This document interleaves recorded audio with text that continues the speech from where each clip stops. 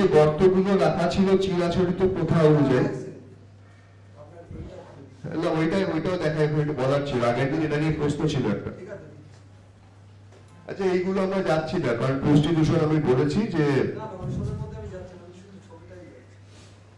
আচ্ছা আর একটা ডেভেলপমেন্টে যেখানে আমরা খুব কালপ্রিট, হ্যাঁ আমরা ভীষণ কালপ্রিট, মানে এই দোষী একমাত্র আমরা। আর একটা ডেভেলপমেন্ট আমি বলে দিই যে যার রেজাল্টটা কতখানি খারাপ, আমরা 100 দিনের কাজ দেখেছি তো প্রচুর, অনেক শুনেছি।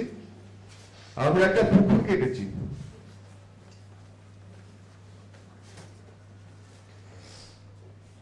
খেয়াল করে দেখবেন 100 দিনের কাজের পরেই ডেঙ্গু ম্যালেরিয়ার প্রকোপটা বেড়েছে। স্যার মাফ করবেন, আমি সত্যি কথা বলছি। কারণ কি হয়েছে, আমরা এই পুকুরটা কেটেছিলাম, এটা বোধহয় ভিজিবল হচ্ছে না আপনাদের,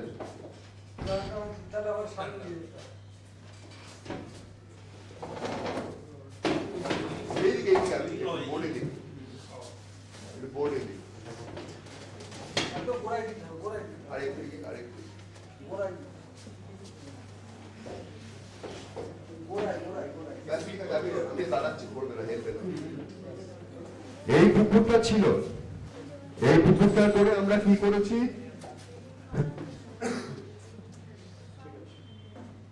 এরকম করে কেটেছি, এই কেটেছি, এর পাটটা বাঁধিয়েছি, পাটটা বাঁধানোর পরে এইখানে যে মাটিটা ছিল সেই মাটি দিয়ে পাটটাকে উঁচু করে দিয়েছি,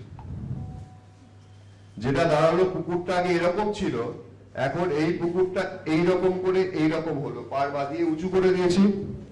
যে জলটা আগে বাইরের থেকে এসে পড়তো এখন পুকুরে আর জল ঢোকে না, পুকুর কেটেছি প্রচুর। এটা হচ্ছে ডেভেলপমেন্ট না ডিজাস্টার ভাবতে হবে।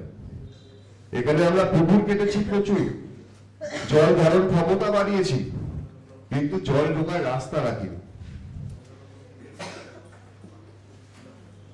এবার এই যে ছবিটা দেখছেন, যেটা আমি বললাম 5 ফুট পর পর আমরা ঢালাইয়ের মধ্যে, হোয়াইট বোর্ডটা সরিয়ে দেন, দেখতে পাচ্ছি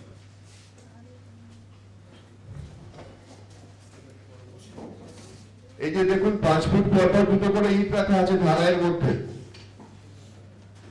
এই যে গ্যাপটা আছে এখানে নেট সিমেন্ট, আর আগে বলে নি আমার পঞ্চায়েতে আমি প্লাস্টার নেট সিমেন্ট করি না, আমি ন্যাচারাল প্লাস্টার নেট সিমেন্টে বিশ্বাস করি ড্রেনে। সেক্ষেত্রে যদি 2 মাস বৃষ্টির জল যায় এমন শ্যাওলা হয়ে যাবে, অত স্মুথ আমি প্লাস্টার নেট সিমেন্ট করেও করতে পারবো না। ড্রেনের মধ্যে আমরা এখানে ওইখানে কোনো নেট সিমেন্ট কিংবা কিছু নেই, ওই ফাঁকা থেকে জল মাটির তলায়, যেটা বললাম আমরা আস্ত ড্রেন ভেঙেছি, নতুন ড্রেন এইভাবে বানাচ্ছি। আরেকবার বলবেন, মানে ওই ড্রেনের মাঝখানে দুটো করে ইট দিয়ে দেওয়া আছে, মেঝে এই দেখুন দুটো করে ইট ফেলা আছে, আর এইটা হচ্ছে ঢালাই করে দেওয়া হয়েছে।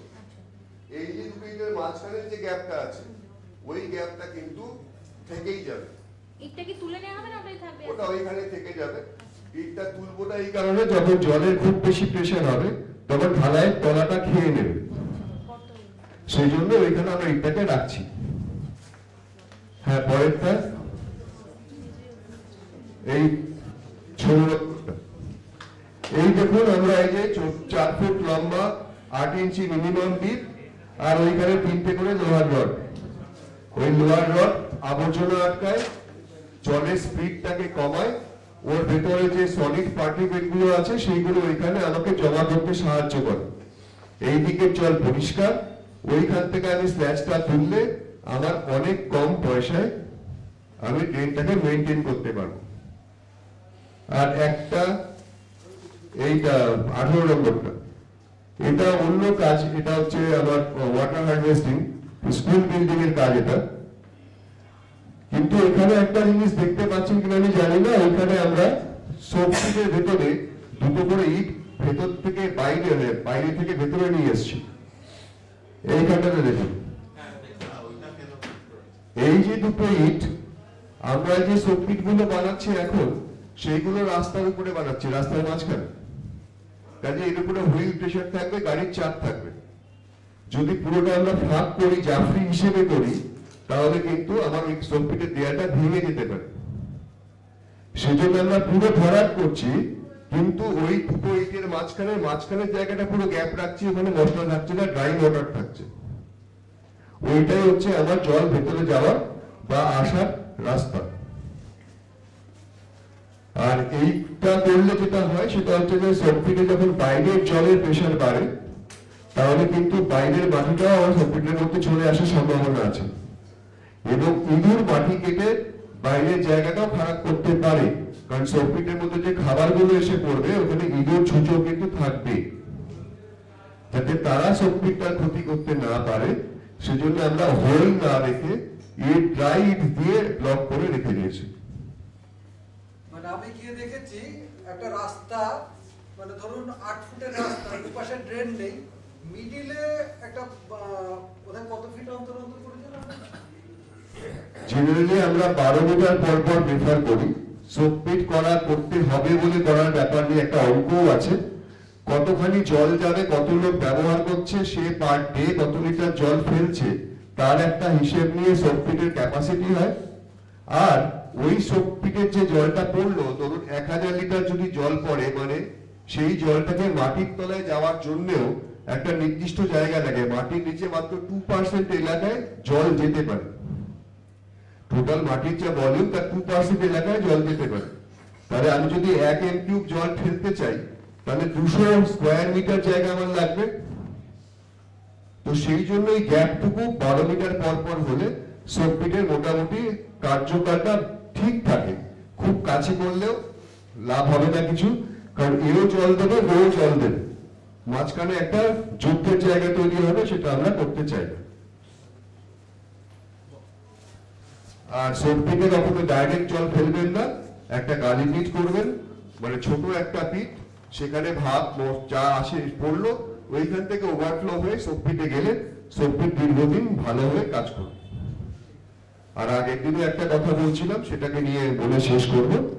ছেলেবেলা যখন আমরা ভয় পাওয়াতে হতো আমাদের, তখন 3 মাসের ভয় অনেক বড় হাতি, সিংহ। কিন্তু দুর্ভাগ্যের বিষয় 2016 সালের একটা স্টাডিতে সারা বিশ্বে মাত্র 4 জন মারা গেছে তিমির হানায়। হাতির হানায় প্রায় 100।